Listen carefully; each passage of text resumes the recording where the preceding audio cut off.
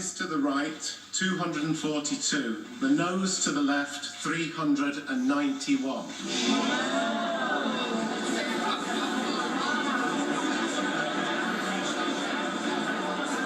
The ayes to the right, 242. The noes to the left, 391. So the noes have it, the noes have it. Unlock.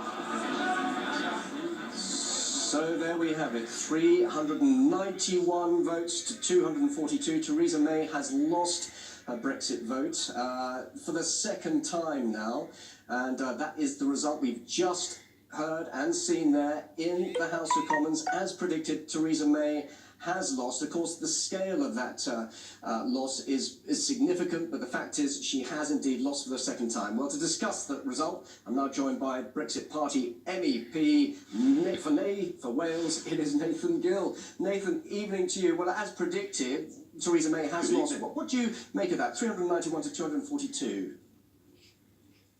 Well, there's no surprises. She had the gall to say that there were changes to her deal. There were no changes. The assurances, the Secretary-General Cox said, you know what, these are not really good enough assurances. He wasn't going to put his name to it to say that there was a significant change. What made her think that she could do what David Cameron did and come over here and pretend that they were going to give us a wonderful deal, come back and think that they can pull the wool over the British people's eyes? And when you listen to all of the threats, basically, from ministers from Germany, ministers from France, from the officials from the EU, had they not learned from Obama, who came and told us that we would be at the back of the queue? It doesn't work with the British. We want to leave the EU. We want a Brexit. The majority of people in Britain are not afraid of leaving the EU on WTO terms. It's 500 scaredy cats in Westminster who are afraid, but they are not the British people. So are we seriously getting close to a no-deal situation? Obviously something that you would support, that WTO arrangement, because we have been constantly told it would be catastrophic for the economy, for jobs, for British livelihoods.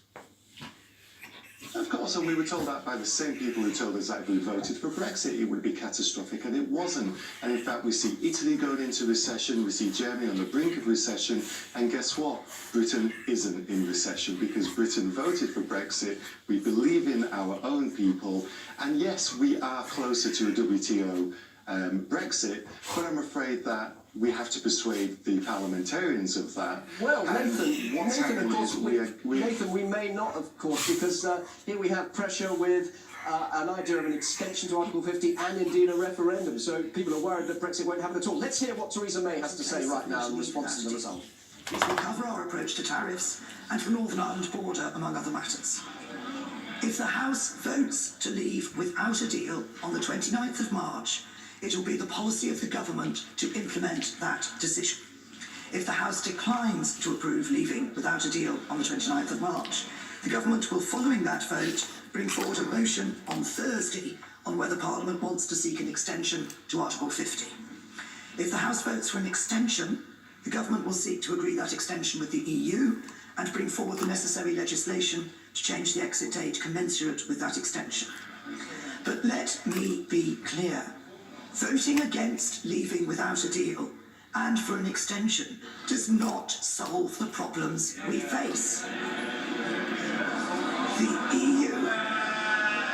The EU will want to know what use we mean to make of such an extension.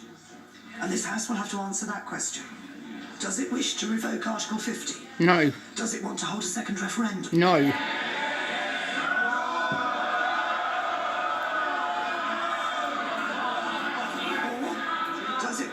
Does it want to leave with a deal but not this deal? These are unenviable choices. But thanks to the decision that the House has made this evening, they are choices that must now be faced. Point of order, Mr. Jeremy Corbyn. Thank Thank you, Mr. Speaker. The government has been defeated again by an enormous majority, and they must now accept their deal, their proposal, the one the Prime Minister has put, is clearly dead and does not have the support of this House. And quite clearly, no deal must be taken off the table. We've said that before, and we'll say that again.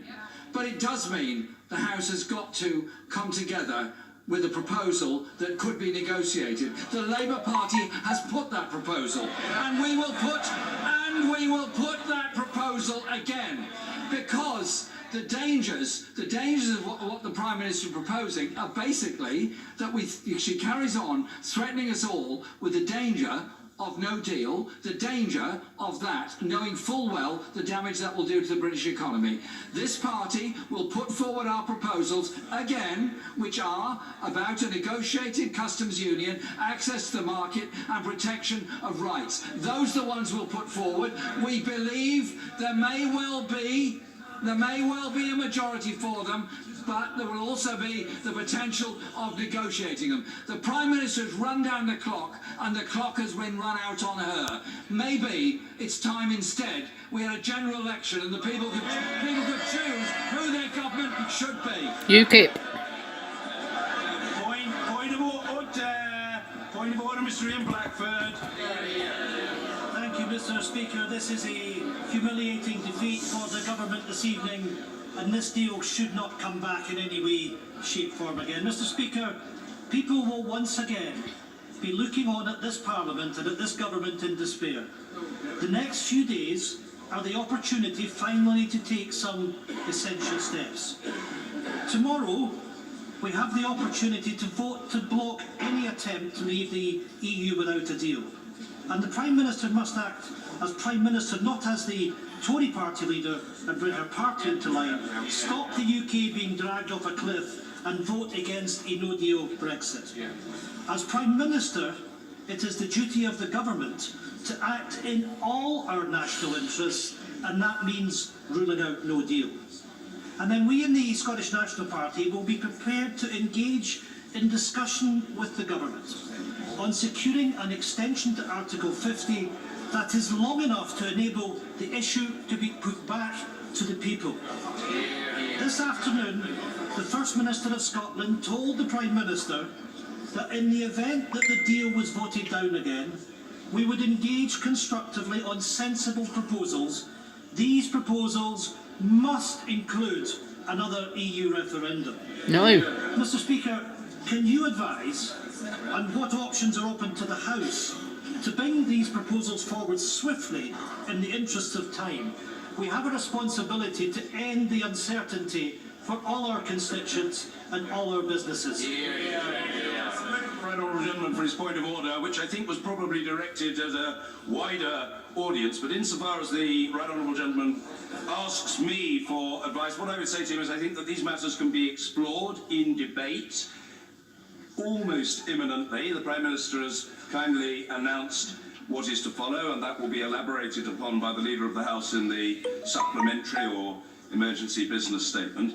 The right honourable gentleman is well familiar with the opportunities that are available to him in the table office, and I have every expectation that colleagues who want to air propositions in the coming days will have the opportunity to do so. I don't think it is necessary for me to say anything further than that, but that seems to me to be manifest. Let's leave it there for now. Yes, I will come to the right honourable lady, who may well have important matters to broach, not far distant from what the right honourable gentleman has just raised. But let's just take the Leader of the Liberal Democrats. Point of order, Sir Vincent Cable. With your vast knowledge of parliamentary precedent and history, can you identify a single case, say since the American War of Independence? So we've been bringing live reaction there.